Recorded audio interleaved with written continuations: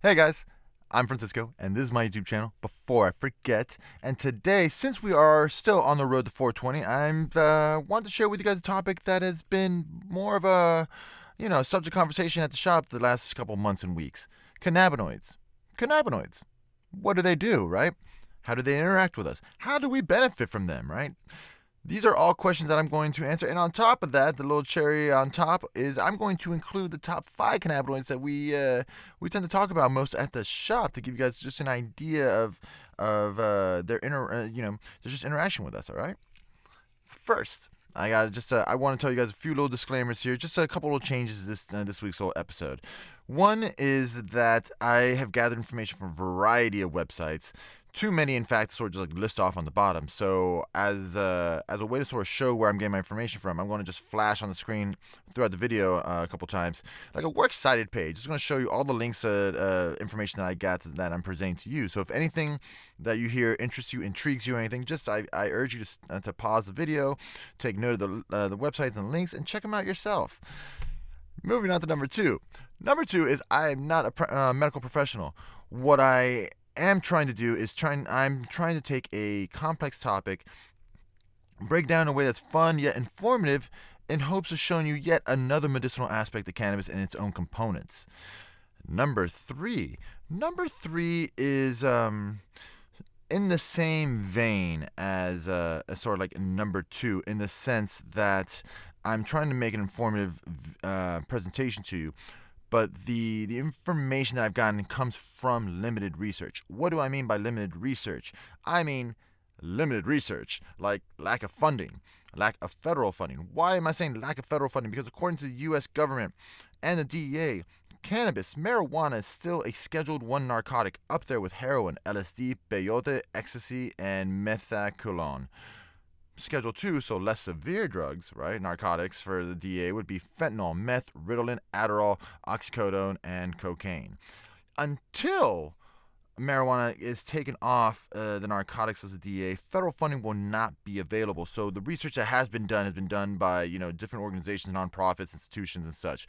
But that mass amount of funding that would really help this industry and its research would come from the federal government. So, which leads me to the question I want to ask you: do you believe that cannabis deserves to still remain on the Schedule 1 or Schedule 2 narcotic list for the DEA, or should it be federally legalized, therefore opening up the floodgates of funding to endless research?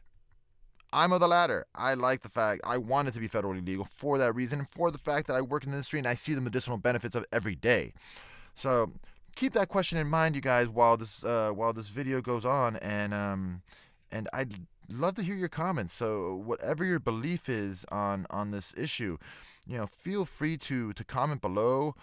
Follow me on Instagram, Shaggy Adventure. Hit me up on Facebook. Don't forget to subscribe to the video. I'd like to hear from you about this. It's a really interesting topic and a great form of conversation for us.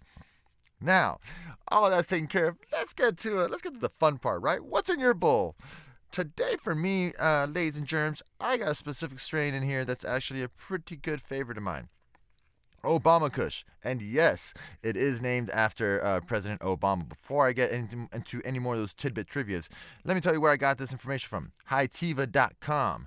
So Obama Kush is a cross of Afghani Kush and OG Kush. It is a good strain for the everyday stoner or the seasoned vet alike. It is more of an indica dominant flower, sort of known for its fruity and sweet taste and aroma. I can definitely taste the sweetness when I'm smoking this flower.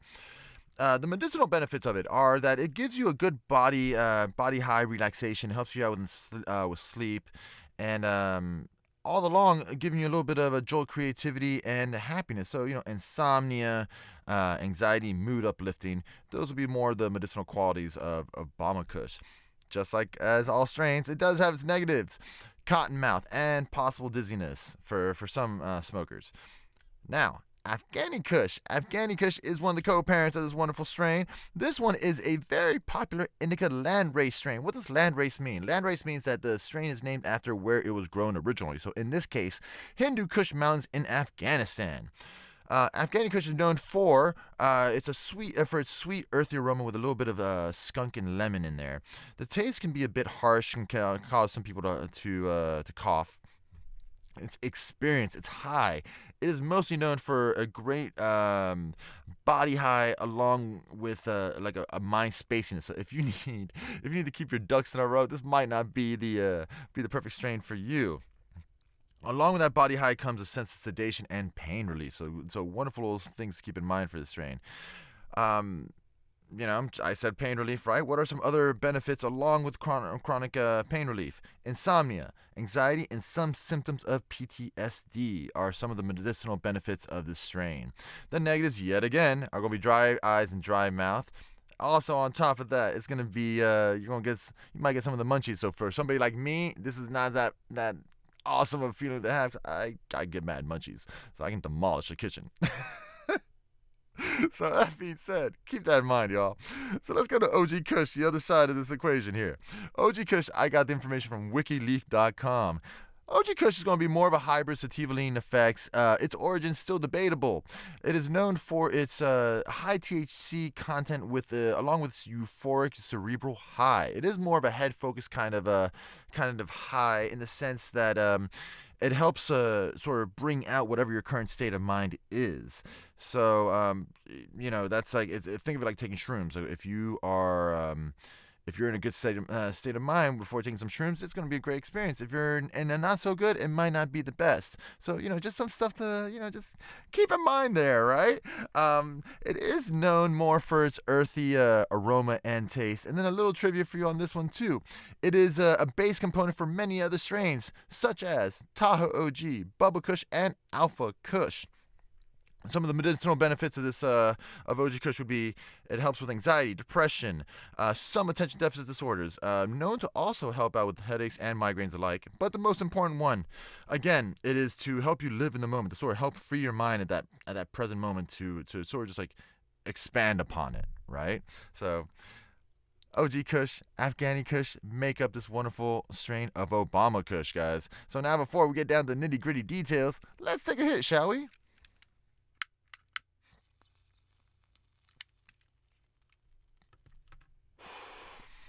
So, like I said, there is a lot of information to offer you on this topic. So, let's get to it. So, cannabinoids. What are cannabinoids? Cannabinoids are actually components only found in cannabis, by the way. There are over 110 of them. And each one, as far as research shows, have unique individual physiological effects. The cannabinoids interact with a system in our bodies called the endocannabinoid system. What does that system do? It is mostly in charge of maintaining the body in balance or a state of homeostasis. So think of it this way. You're cold, you start shivering to raise up your body heat. You're hot, you start sweating to lower it down. That's homeostasis in action. All right, so that's what the endocannabinoid system does. But it's not only that; it does have other little duties, other little things it does. Right, it helps regulate sleep, mood, memory, appetite, reproduction, and pain sensation. And to only think, we just discovered this system in the 1980s. So it's like, I mean, look how much we've learned about so far. Jesus, oh wow. All right. Anywho, so the endocannabinoid system is made up of 3 different components. One would be the endocannabinoids themselves. These are small molecules that activate the cannabinoid receptors, which then leads to 2, which are the cannabinoid receptors. These guys are found on the surface of cells. They're sort of claw-like things.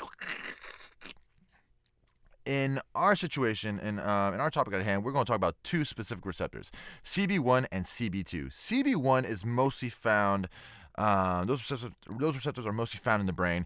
They pertain to the central nervous system. They are the receptors that THC interacts with and gets us baked.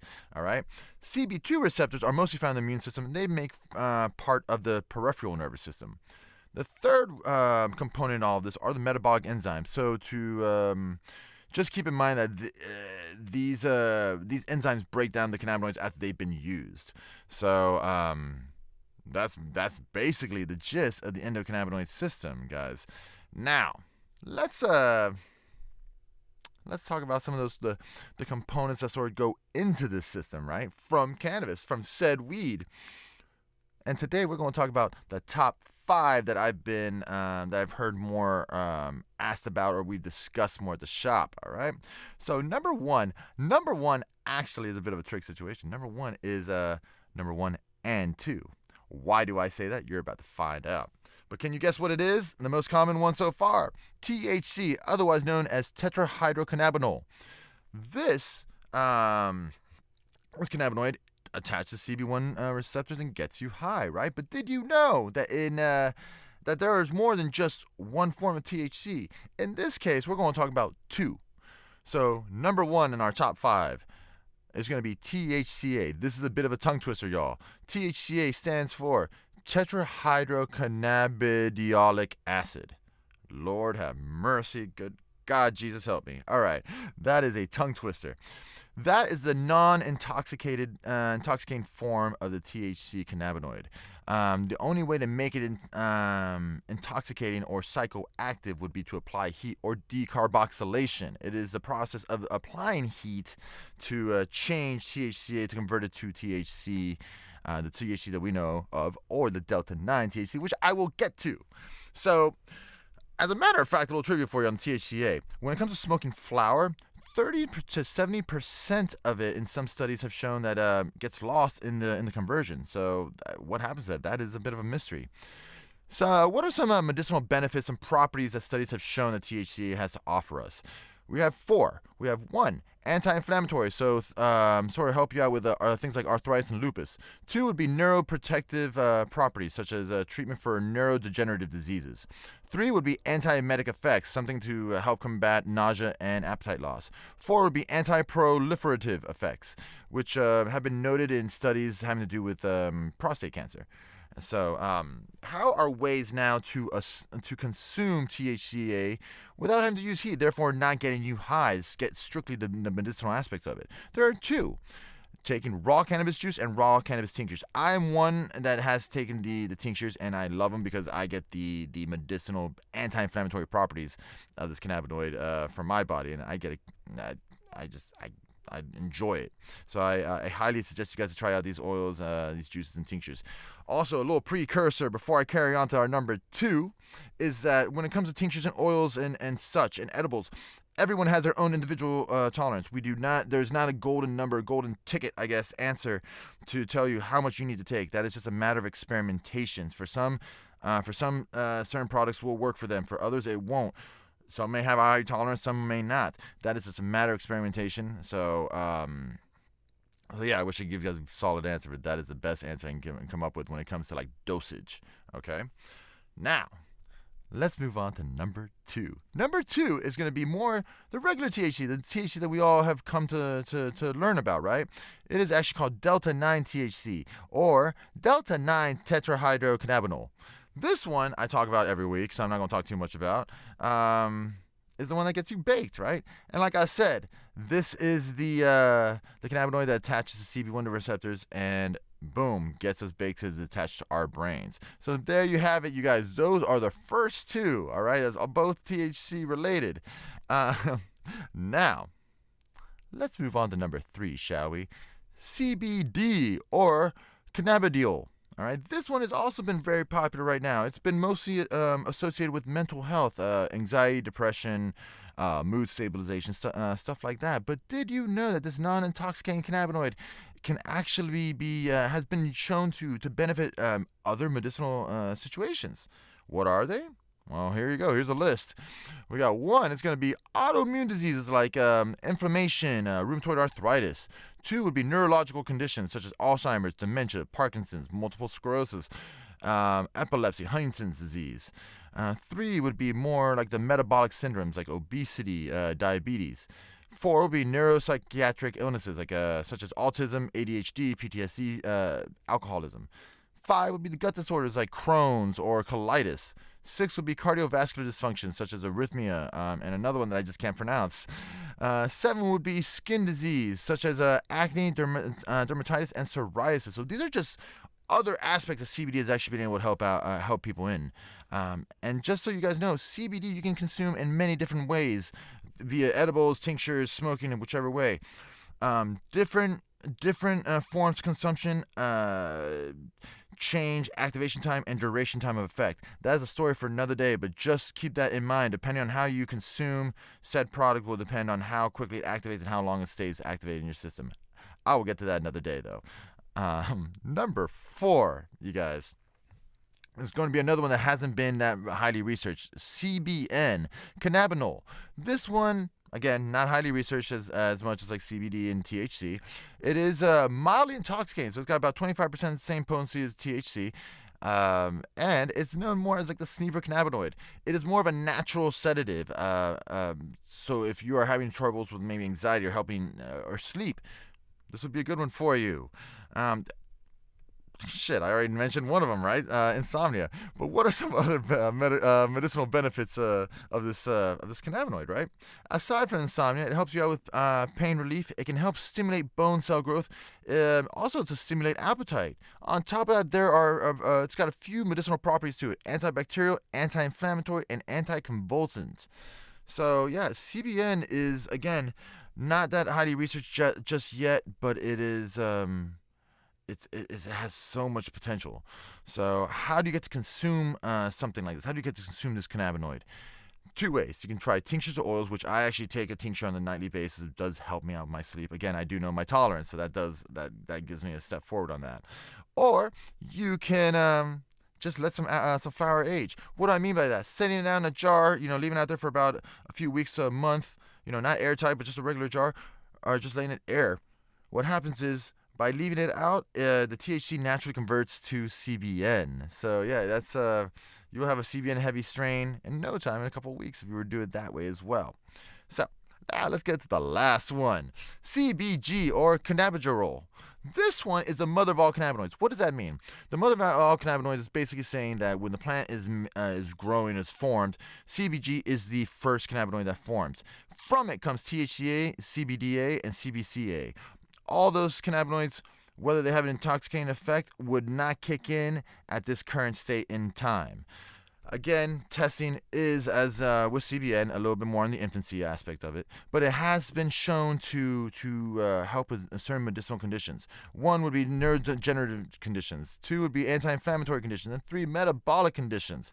How can you consume CBG? The best way to do this is going to be through oils or tinctures at the moment. There are some strains that they're trying to grow that are higher in CBG, but it hasn't just hit the market in a popular way just yet. You can find it in smaller amounts, in flour. Again, if you can find the higher CBG strains out there, that is fantastic. Outside of that would be cartridges. They also have small amounts, but again, tinctures and oils are where it's at. So there you go. There you have it, you guys. Those are the top 5 cannabinoids, like how they interact, what they do, how the endocannabinoid system interacts with cannabis.